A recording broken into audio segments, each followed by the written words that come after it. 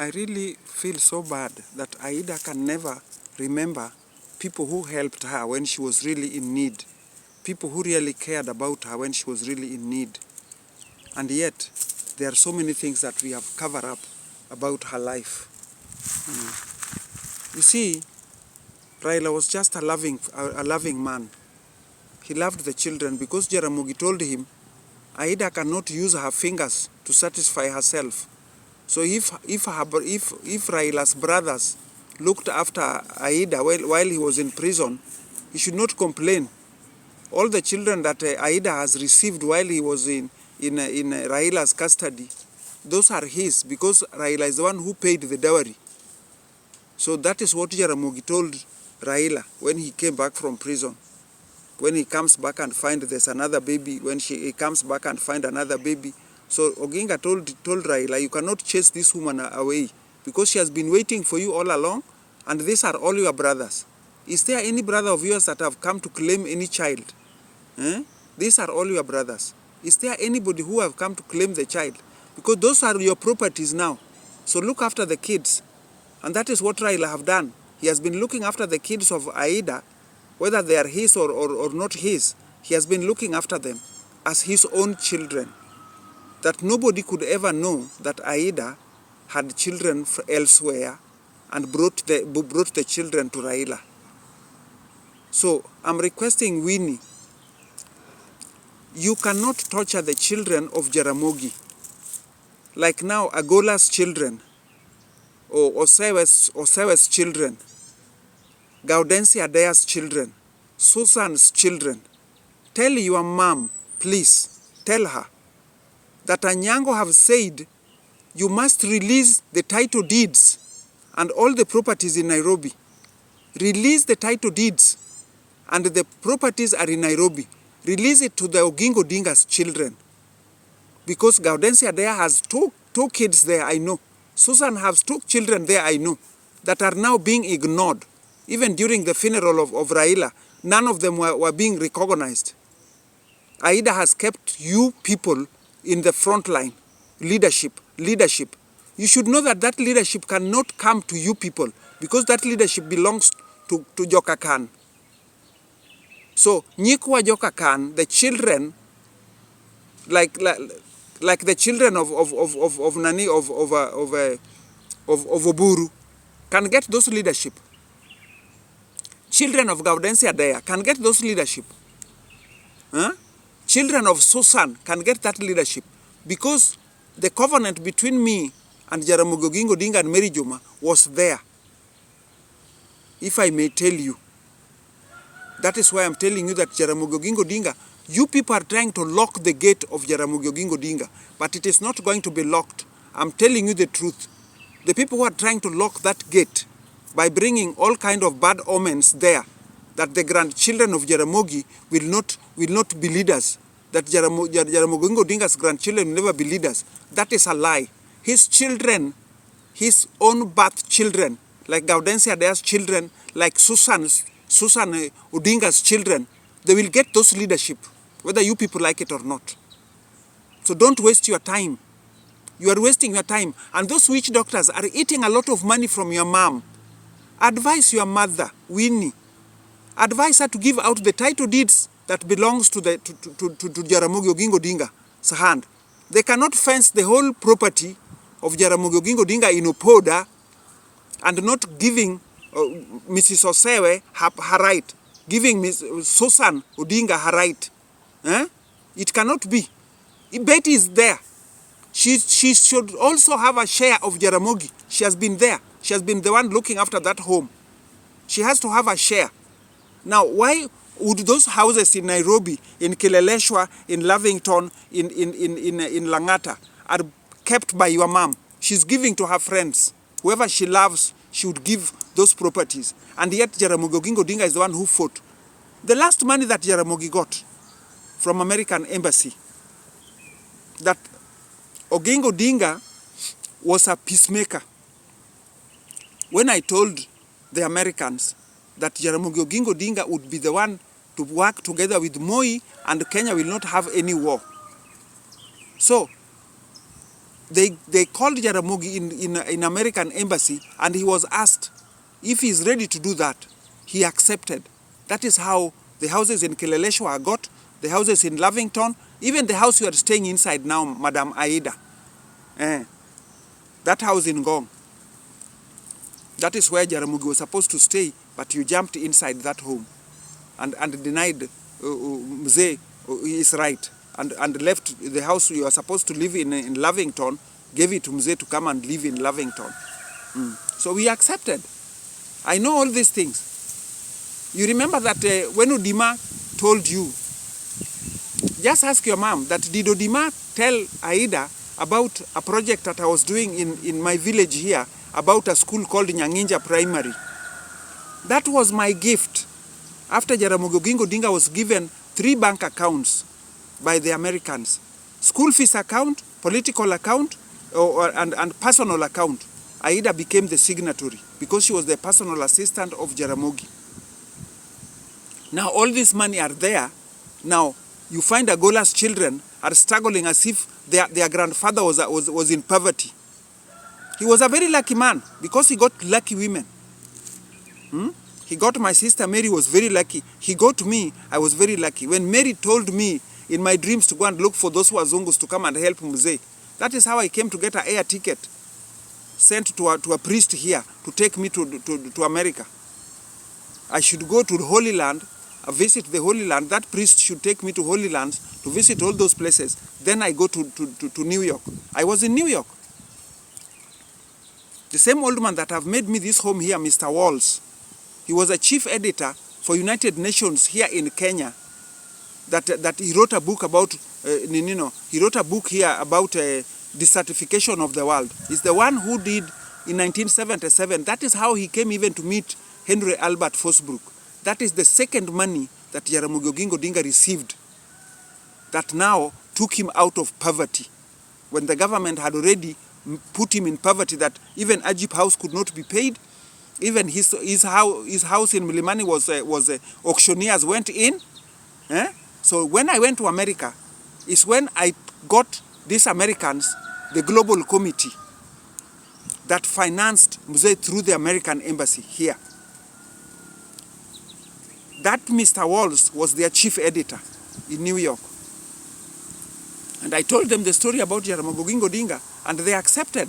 So when they investigated, they found that it is true. Oginga has a good heart. He will work together with Moi, that war will not be in Kenya. Aida, were you not the one who organized about Ugandans to come and help you people to come and withdraw Moi from the government? Were you not the chief organizer of that? Until now, I know very well that you are attached to so many government officials. You are so much attached to them. They are still under you. They are under your pay. That is true. If Mr. William Somaya Ruto does not look at you twice, I'm 100% sure he's going to get a headache. So he has to look at you twice, because you have some of his officials under your hand, that you are the one controlling them, that you can do whatever you want, even picking me up here like a bag of charcoal to take me to Rivayala. You can do that one with your clip of your finger. A clip of your finger, you do that.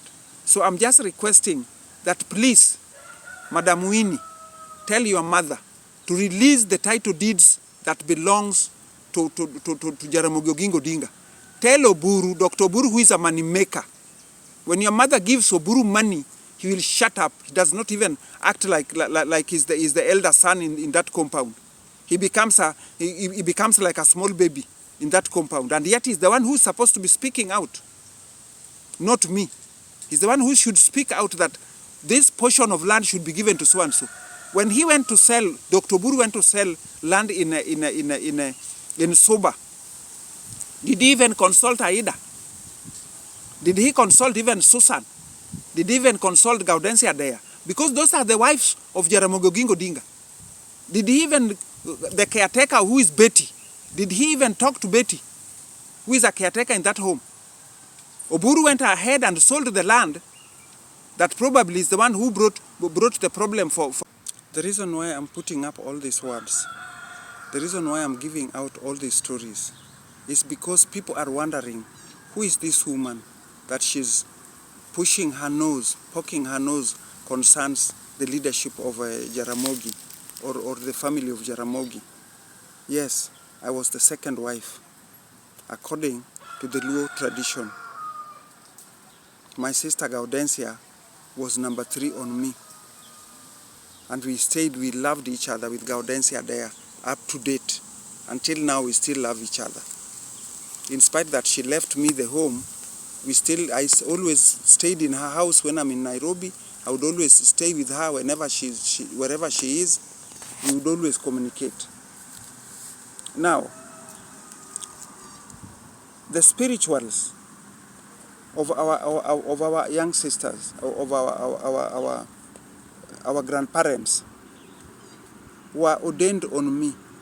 That is why Mary wanted me to stay with that home, and that's why she left me to look after the home, because she knows that spiritually I'm very powerful.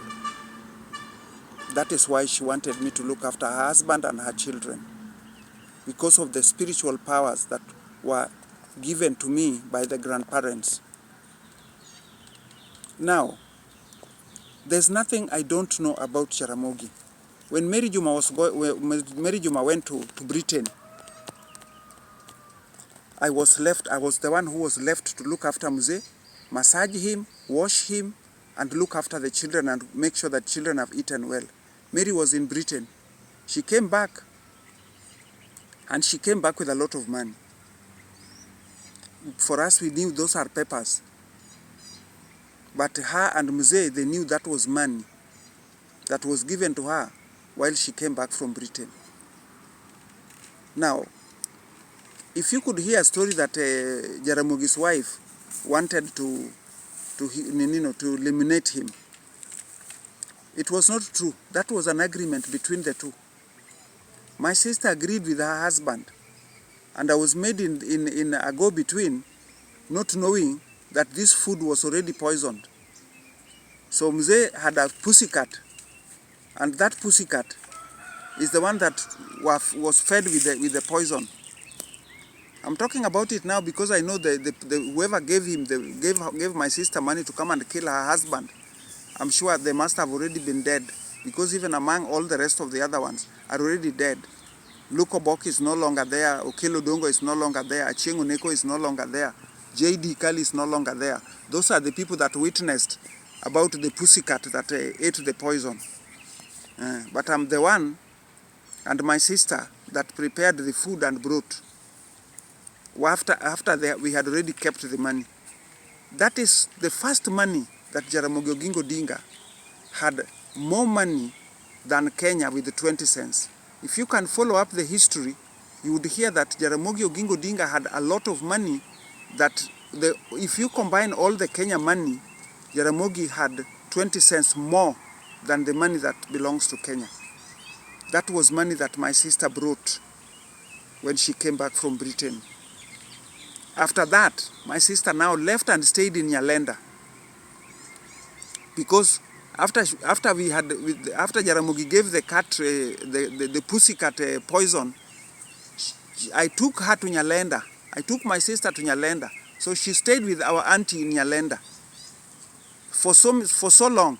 When she was in Nyalenda, I was the one looking after Diambo and Usewe and Odima, and making sure that I wash Mzee and make sure that I massage him. You had to massage Mzee every evening, every morning when he wakes up. After you have bathed him, you must massage him. I was doing all that while my sister was staying in Nyalenda with my auntie, and she became drunkard. She would drink and sleep there, so that when these people are coming to look for her, they would always find her when she's drunk.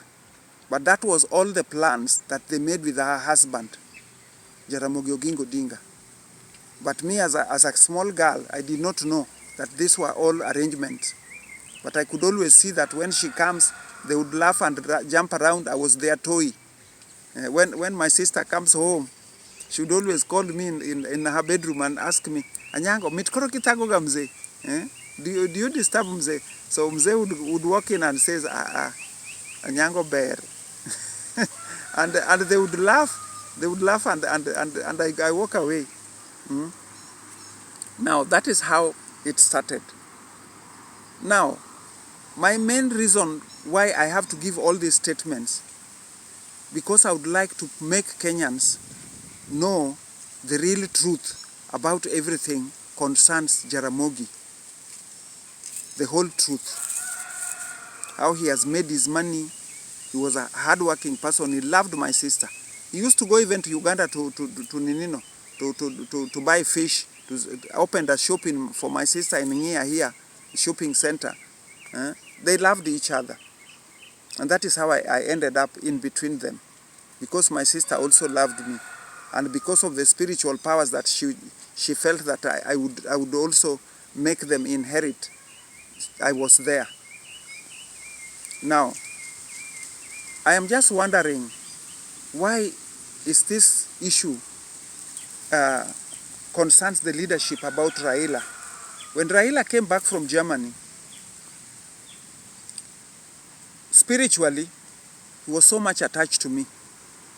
And his father would always tell him, Anyango no mer, that Anyango is your mother. Don't play around with her.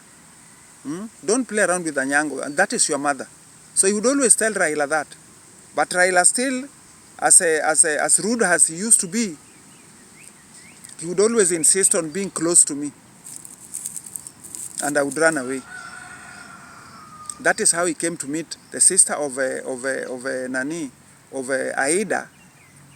When he met the sister of Aida, he now became out of my life. He was now not chasing me. He was now chasing the sister of Aida. That is how Aida met Raila. Because when Raila wanted to marry her, he told Raila that I will give you my sister. So she introduced Aida with her son Fidel, introduced to Raila, and that is how they got married. So he loved Aida, and they got married with Fidel in the hand. That is the truth. So they started off like that. Then Raila started off with the problem of being to the prison. So Raila was all the time in prison. So Joe Ager came into the life of Aida. That Jaramogi Odinga told Joe Ager to look after Aida. That is your in-law, just look after her. So Joe Ager was the one who was looking after Aida while Raila was in prison. So I may tell you the truth, Madam Winnie. Don't give people headache about the leadership of Raila. Raila en nyakwar joka kan. En remb joka kan. He has to have that power of Joka Khan, because we blessed him with that power from Kakan that came from Jaramogi. While he was being cleansed, he was given that power. But now, you as a daughter of Joe Ager, if I'm lying, go and get a DNA. Joe Ager is right there. Even when Raila died now, he was still looking after your mom. Joe Ager is your biological father. Madam Winnie, don't give the children of Jaramogi a headache.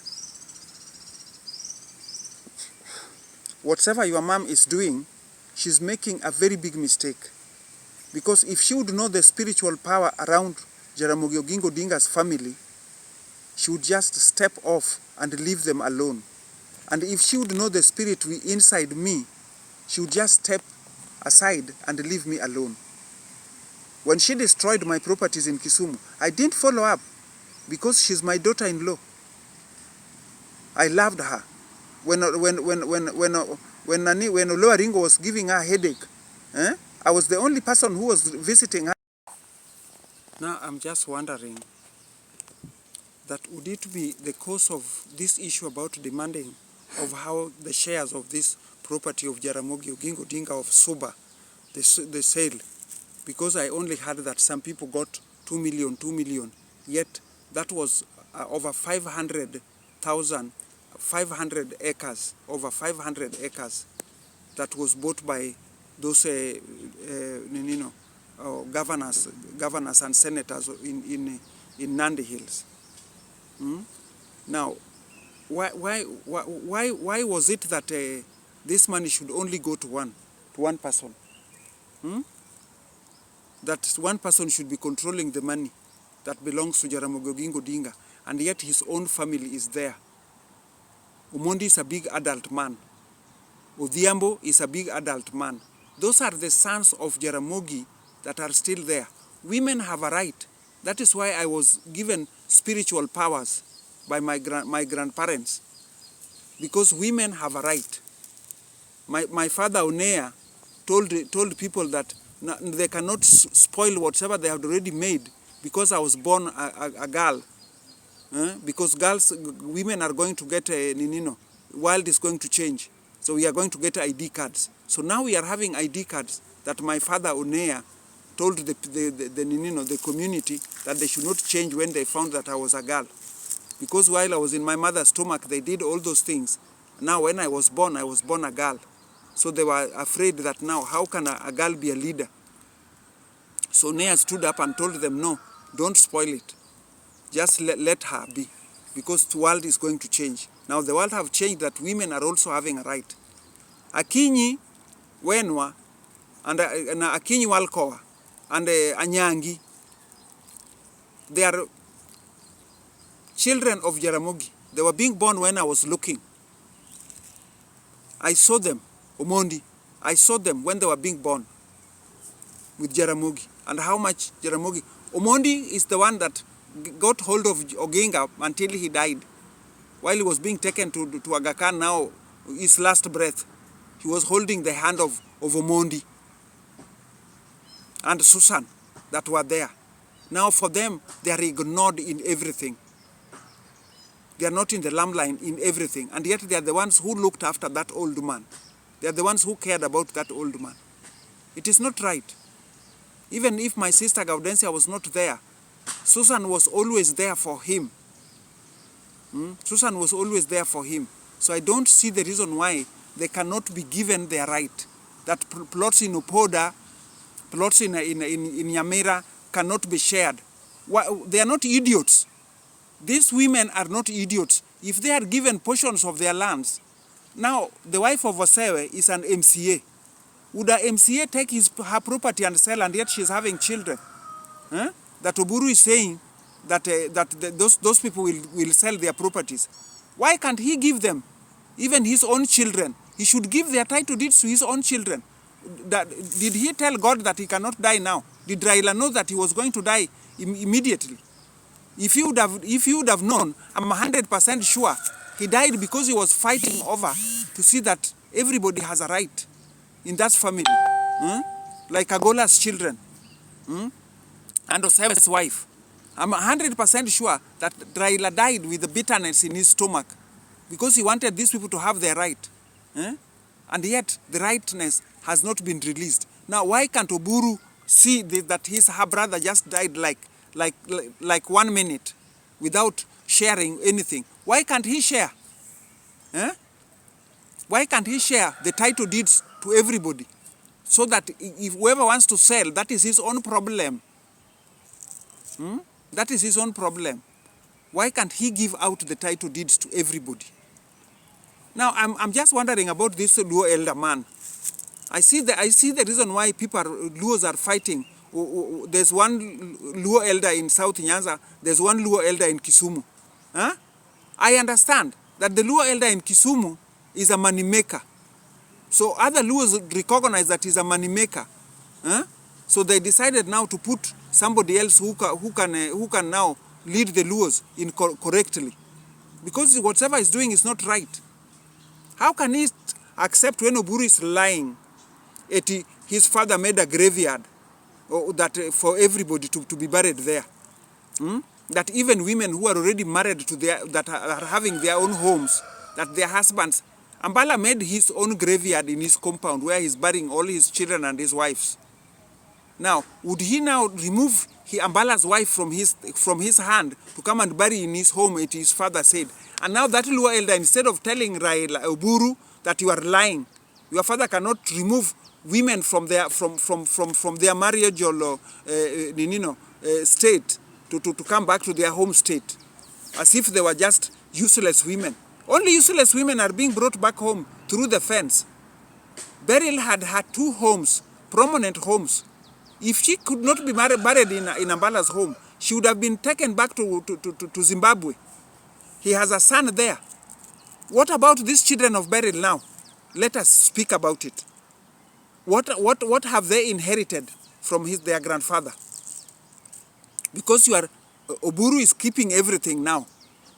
He has even snatched a property, land that the wife of Osewe was planting beans and selling to the schools to feed people like me. She was selling beans there to feed people like me. Oburu just went ahead and gave that land for people to plant sunflower, and yet he did not even tell Mrs. Osewe that I'm taking this land to do this and that. He did not even consult her. Now we are now remaining here hungry. And yet we were getting some beans from there and at least getting some gorogoros to come and eat. Now we cannot do it because she has just taken the land and give it to somebody else because she doesn't have the title deeds. How would she claim? And she doesn't have even the title deeds. Even the home where she's staying, they have denied her of her title deeds. Is this a good man? And then the Luo elder is sitting there listening to Oburu lying that her father said that everybody should be buried there. Dr. Oburu, when you die now, will you now be taken back to Nyamira to be buried next to your father, where your brother is buried, because your father made a graveyard there? When your children die, will they be taken back to Nyamira? You see, you know what? This Luo elder, he's sitting there listening to your nonsense, and then he doesn't even tell you that, my son, that is nonsense. There's no Luo that is ever taken back from his biological home to his father's home when he is already osego dalane tigo igolongane dalane titero kawun mare. That is the first Luo in Kenya or even in Uganda that have been taken back, removed from his own home back to his father's home. No sego dalane tigo le dalane tiduo kemondo dhio ike kababane. Raila is the first one. That is a history. That I'm writing a book that I'm going to put it there. That was a history. That a woman is being removed from her own home, from her own children, and leaving those children hanging. Those children are now going to hang around, not knowing where their mother is supposed to be, or the properties that their father left. How is Oburu handling this? The Luo elder, please tell me, how are you handling this? Because you are the one who is allowing Oburu to make all these mistakes because you eat money. Why can't that Luo elder in South Nyanza take over? Because you are not a Luo elder, you are a money maker. Mr. Nani Jaduong, we lost pesa kod jowadu. We lost pesa kod jowadu. Nini wondo jowadu, ini won koro wodi ma nyothocha. Nyoda kitingi idhike kamachelo mopogre kod kar dhoode. Nyocha wodi otho, odakni kayo mondo tere kaburini mari mane loso. Mondo kori we mondo kiko yike kama onego bedni ike in a right place. Kuma nyithinde gi chiegni tiere. Why do you cheat others and then you pretend to be a Luo elder? A job of a Luo elder is supposed to advise the people who are without knowledge, that stayed so much in Russia, that did not know anything concerns the Luos or concerns any tradition. Me, I know every tradition. The people who made Jomanolo Sosrikal Makenya, they were women. The first woman who hit the cow that was supposed to be slaughtered for crowning Jomo Kenyatta and Oginga Odinga to make Kenya a government by the British, it was a woman. There were 6 women, I was there. Those were the people the elder people who are actually giving the right word. Here I am again with the issue about the family affair of Jaramogi Oginga Odinga. Yes, my sister Mary Juma left me in charge. That made my sister Gaudensia Adea left the home of Jaramogi Oginga Odinga, because when she was told that Anyango is the one that I have left to look after my family here, then she asked herself and said, now what am I doing here myself? If Mary said that only Anyango is supposed to be looking after Mzee and is supposed to looking after her children. Then she went and collected a lorry in Bondo and came and collected her things and left for me the home. Not knowing that now I was already having my own permanent home that was built by a friend of Jaramogi. That is a Mzungu that inherited me after his friend from Tanzania, Mr. Henry Albert Fosbrook, left me because of a priest. So I told my sister that she doesn't have to leave because I cannot go back and stay there. So she insisted. She said, well, she doesn't want those humiliations. She's leaving and she's going. So she left us in the funeral of Mary Juma and went away until now. Her house is still there. That is my sister that got married there because of even me. Yeah, I used to go there with her when we were coming from Kibuye Girls, and Mary had insisted that I must be married by her husband, and she kept me in her house that I must be married there. Then my auntie said that Jaramogi must marry another woman between me and Mary Juma, because me and her, we are like twins, because our mothers are relatives, our fathers are relatives. So she said that because we are like twins, Mzee must marry another woman. That is how my sister got married there, because her mother told Jaramogi that even the girl that Anyango comes with here is my daughter. You can also marry her and let them both stay here because they love each other. They care about one another, so they can stay here together. So Mzee was trying to dispute, but Achieng' Oneko told Jaramogi that don't reject when you are given a woman, because you don't know what kind of a child he will bring up for you. So that is how he started staying with my sister.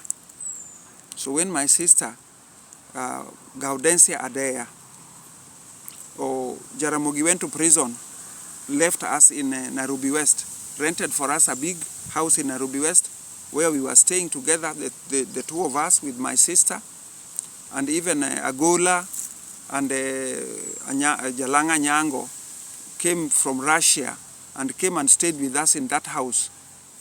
And I was the one in charge of cooking the food and doing this and that because my sister was going to work.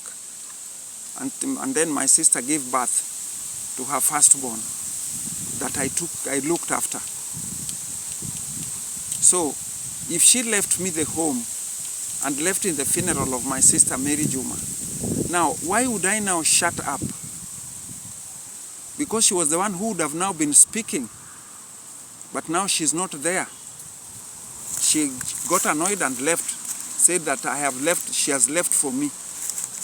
And I'm the one who kept Betty there, because I said I cannot lock the gate of this old man that have already made me a home in Jabalo Gardens, who is also a friend of Mzee Jaramogi. I cannot leave the place and now go and look after my sister's home. That is one thing. That is why I go on talking about Jaramogi Oginga Odinga, because my sister Mary, spiritually we were connected, and on the leadership we were so much connected, because the spiritual power of the leadership of Jaramogi Oginga Odinga's home comes from my village, comes from us, comes from my grandparents. That is why Mary insisted of me getting married to her husband. And I stayed there, I got married there. That is true. That is the first man in my life that actually broke my virginity. That is Jaramogi Oginga Odinga. When my sister makes a bed for me and tells me, Anyango, don't go. Just sit here. You don't have to be afraid of Mzee. Mzee will not harm you. He's a very good man. So I used to sit there. And Mzee was a very polite person. He was a nice person. He would just touch me politely, nicely, until I got used to him. So we decided now just to be together. I did not fear him. I did not have any problem. But my sister left us. I looked after Adhiambo, Ruth Adhiambo, and Osewe. They were very young. When I arrived in that home, Ruth Adhiambo was around 2 years. And Osewe was quite big. He was around 4 years. And Odima was a big man. So I stayed with them. I'm the one who was looking after them. Even Ruth Adhiambo did not know who is his real mother. He used to call his mother Mary Nyarodima. When Mary tried to tell her to not to make a mistake, she will always tell Mary Nyarodima, "Ichwad abro follow ni mama, abro fuli ni mama wa." That mama, that is Anyango. That by that time I'm already taken to school by Wodko Yeyo. It drives me to school in Kibuye and collects me back. That is how we stayed. That is how we started living with Jaramogi. So what brought me living there was because Jaramogi was taken to prison with the Chenguneko while he had already rented for us a house with my sister in Nairobi West, and they were taken to prison. So their long stay in prison, people were saying Jaramogi was going to die there, and my sister did not have anything to eat in Kisumu. She was struggling. And I said, I had money in the Catholic mission. So I went back to Kisumu and collected money from the Catholic mission. That is where I met this Mzungu with Father Emolike. He was a good friend of Father Emolike. This Henry Albert Fosbrook was a very big, important man in Tanzania. He's a writer. He wrote a book called Ngerengere Creators in Tanzania. And that is how I came to meet him. So he wanted to know about the African spirits. So he wanted to write about the African spirits. So he insisted he wanted to take full charge of my family and take full charge of my sister and look after me. So he went and rented for me a house in Westlands. So I got married with him like that. So when Jaramogi came back from prison, he found when we were having a baby boy, my firstborn. And Mzee stayed in Bruna's hotel. But the first person he was looking for was Anyango. When he came from prison, he did not even look for my other sisters. He looked for Anyango. So when I was told that I was now taken away by a Mzungu, he told them to bring me together with that Mzungu there. So Mzee told the Mzungu, he cannot leave me. If you want me to die, then you take away Anyango from me. So Mzungu also told him, no, there's no problem, we can share her. Because even me, I cannot leave her.